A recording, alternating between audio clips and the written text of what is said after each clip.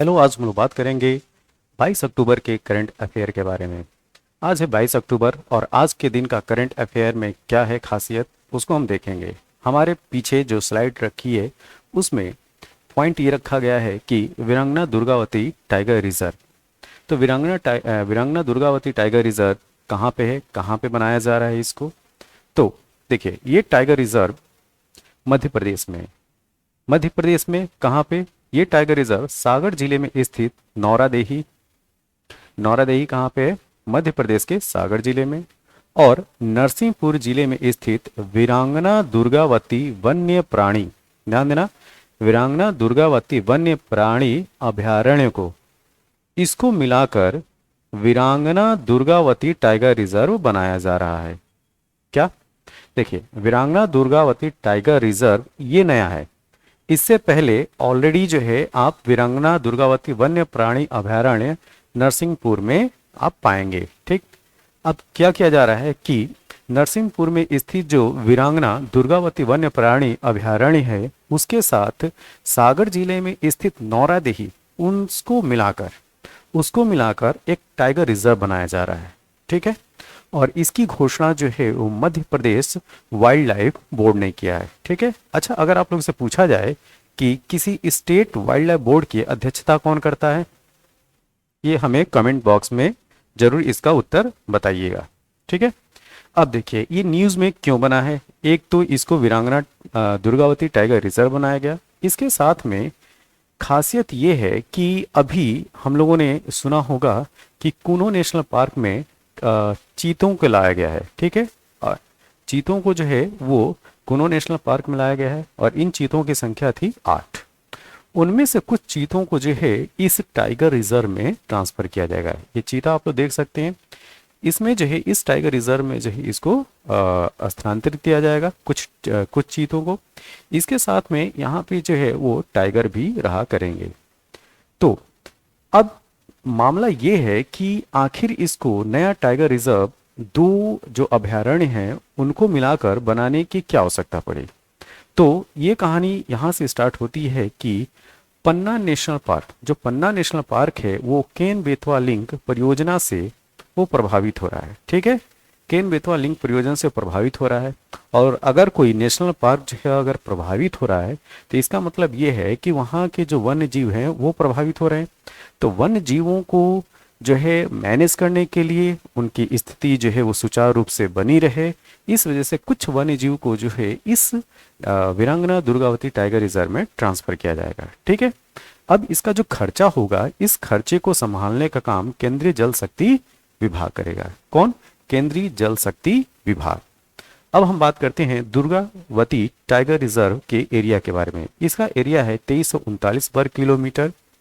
और नरसिंहपुर अगर जिले के बारे में अगर पूछा जाए तो नरसिंहपुर, दमोह और सागर जिलों में यह फैला हुआ है। ठीक है, अब आते हैं next, Indian urban housing conclave. जो इंडियन अर्बन हाउसिंग कॉन्क्लेव है 2022, इसका आयोजन गुजरात के राजकोट में किया जा रहा है। ठीक है, और इसमें प्रधानमंत्री आवास योजना शहरी के लिए झारखंड राज्य को राष्ट्रीय पुरस्कार से नवाजा गया है। ठीक है, अगर आपसे पूछा जाए कि वह कौन सा स्टेट है जिसको राष्ट्रीय पुरस्कार मिला है प्रधानमंत्री आवास योजना शहरी में, तो वो है झारखंड। अब हम एक प्रश्न की बात कर लेते हैं, क्वेश्चन, ध्यान दीजिए। संयुक्त राष्ट्र सुरक्षा परिषद प्रस्ताव 1267 निम्नलिखित में से किससे संबंधित है। ये चूंकि अक्सर हाईलाइट रहता है न्यूज़पेपर में, इस वजह से इस प्रश्न को मैंने आज के दिन करंट अफेयर में रखा है। तो अगर आपसे पूछा जाए कि सुरक्षा परिषद का प्रस्ताव 1267 निम्नलिखित में से किससे संबंधित है, क्या वो जलवायु परिवर्तन से संबंधित है, कि खाड़ी युद्ध से, या इजराइल फिलिस्तीन संघर्ष से, या आतंकवाद विरोधी गतिविधियों से। ठीक है, तो इसका संबंध जो है वो आतंकवाद विरोधी गतिविधियों से। ठीक है, ये 1267 प्रपोजल है किसका? सिक्योरिटी काउंसिल का, यूनाइटेड नेशन सिक्योरिटी काउंसिल का। थोड़ा सा और इसके बारे में डिटेल में हम जानकारी लेते हैं, ध्यान दीजिए। 1267 समिति का गठन 1999 में किया गया था। ठीक है, ताकि संयुक्त राष्ट्र के किसी भी सदस्य देश को अलकायदा और आईएसआई से संबंध वाली समेकित सूची में आतंकवादी या आतंकवाद समूह का नाम जोड़ने का प्रस्ताव दिया जा सके। ठीक है, अगर कोई भी जो है ISIS एंड अलकायदा से अगर संबंध रखता है तो उसको इस सूची में इंटीग्रेट किया जा सके। अच्छा, अगर आपसे पूछा जाए कि यूनाइटेड नेशन सिक्योरिटी काउंसिल में परमानेंट सदस्यों की संख्या क्या होती है, तो उनकी संख्या होती है 5 परमानेंट मेंबर होते हैं जिनको P5 भी बोलते हैं। क्या? P5। और 10 मेंबर जो है वो टेम्परेरी होते हैं। ठीक है, तो ये जो 10 मेंबर और ये 5, इनको मिला के सदस्यों की कुल संख्या जो हो जानी है यूनाइटेड नेशन सिक्योरिटी काउंसिल में, वो 15 सदस्य हो जाते हैं। ठीक है। अच्छा, अगर आपसे पूछा जाए कि यूनाइटेड नेशन सिक्योरिटी काउंसिल के ये जो 10 नॉन परमानेंट मेंबर हैं, उनमें से दिसंबर महीने में अध्यक्षता कौन करेगा, तो इस प्रश्न का भी उत्तर जो है कमेंट बॉक्स में जरूर बताइएगा। अगर आप लोग उत्तर नहीं बता पाते हैं तो जो कल के दिन का जो वीडियो होगा 23 अक्टूबर का, उसमें हम इन प्रश्नों के उत्तर दे दिया करेंगे। ठीक है, अब आगे चलते हैं। नेक्स्ट, यूके की प्रधानमंत्री लिज ट्रस, यूके की प्रधानमंत्री लिज ट्रस ने इस्तीफा दे दिया। ठीक है, और आपको जानकर हैरानी होगी कि इन्होंने इस्तीफा क्यों दिया है। ठीक है, तो लिज ट्रस ने इस्तीफा इसलिए दिया है क्योंकि जब चुनाव चल रहे थे प्रधानमंत्री का, तो इन्होंने कुछ वायदे किए थे। वायदे ये थे कि ये ब्रिटेन की आर्थिक स्थिति को ये सुधार करेंगी, उसमें सुधार लाएंगी। ठीक है, और जो डॉलर के मुकाबले पौंड की स्थिति गिरती जा रही है उसको ये इम्प्रूव करेंगे, उसमें सुधार करेंगे। ये अपने वादे को जो है वो नहीं निभा पाई। ठीक है, ये अपने वादों को नहीं निभा पाई, इस वजह से इनको अपने मोरल ग्राउंड पे इस्तीफा देना पड़ा। ठीक है, नैतिकता के आधार पे। अच्छा, अब इससे पहले आर्थिक स्थिति न सुधार पाने की वजह से इससे पहले वाले जो प्राइम मिनिस्टर थे ब्रिटेन के, बोरिस जॉनसन, उन्होंने भी इसी कारण से ही इस्तीफा दिया। क्या? इसी कारण से। करंट में अगर आपको बता दें, ब्रिटेन की स्थिति, जो आर्थिक स्थिति है वो अच्छी नहीं है, उसकी स्थिति जो है वो खराब होती चली जा रही है।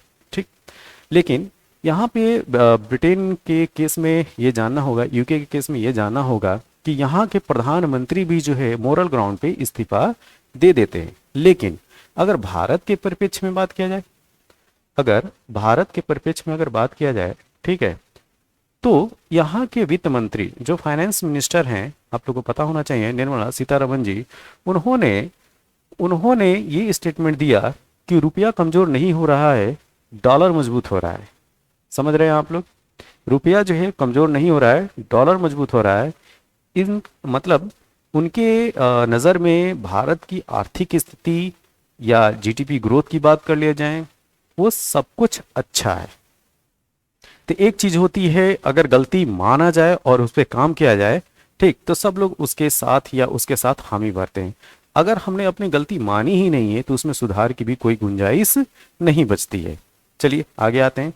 लिज ट्रस की अगर बात किया जाए तो ब्रिटेन के इतिहास में सबसे कम समय तक प्रधानमंत्री रहने वाली ये है लिज ट्रस। ठीक है, सबसे कम समय के लिए। और कोई जो है प्रधानमंत्री हो या राष्ट्रपति हो, बहुत कम समय के लिए सौखिया तो रहेगा नहीं।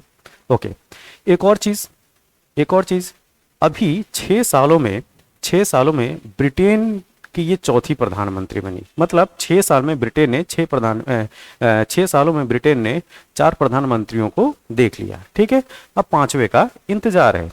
अब देश के नए प्रधानमंत्री की घोषणा जो है, वो जो सत्ताधारी पार्टी इस समय जो है कंजर्वेटिव पार्टी है, वो 28 अक्टूबर तक इसकी घोषणा करेगी। ठीक है, 28 अक्टूबर का वेट करना है और 28 अक्टूबर को पता चलेगा कि ब्रिटेन का प्राइम मिनिस्टर कौन बनेगा। ठीक है, इस दौड़ में जो नाम आगे चल रहे हैं उसको भी थोड़ा सा देख लेते हैं, शायद इसमें से कोई प्राइम मिनिस्टर बन जाए। ठीक है, पेनी मॉर्डेट और इससे पहले जो वित्त मंत्री थे ऋषि सुनक, ये जो है सबसे आगे चल रहे हैं। ठीक है, अब आते हैं नेक्स्ट प्रश्न पे।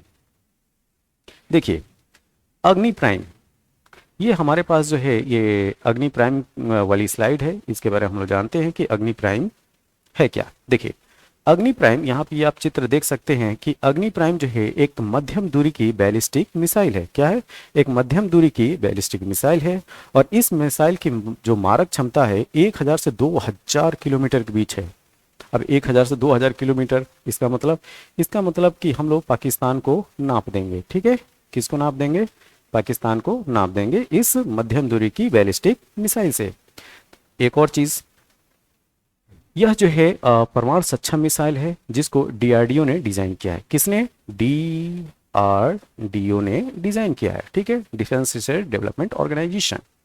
तो ये जो है न्यूक्लियर इनेबल्ड जो है वो मिसाइल है जिसका नाम रखा गया है अग्नि प्राइम। तो ये जो है एक एडवांस वर्जन है अग्नि 1 और 2 के कंपैरिजन में, ठीक है। तो ये याद रखिएगा, ये मध्यम दूरी की बैलिस्टिक मिसाइल है। इसकी क्षमता जो है 1000 से 2000 किलोमीटर के बीच में है और इसका विकास या इसकी डिजाइनिंग जो है वो डीआरडीओ ने तैयार किया है और ये परमाणु सक्षम मिसाइल है। तो ये रहा हमारा करंट अफेयर। आज जो है 22 अक्टूबर है, पूरे भारत देश में जो है वो धनतेरस का त्यौहार मनाया जा रहा है। तो इस धनतेरस के फेस्टिवल पे आप सभी को जो है वो शुभकामनाएं। आपका दिन और आपका धनतेरस जो है काफ़ी अच्छा रहे। थैंक यू, धन्यवाद।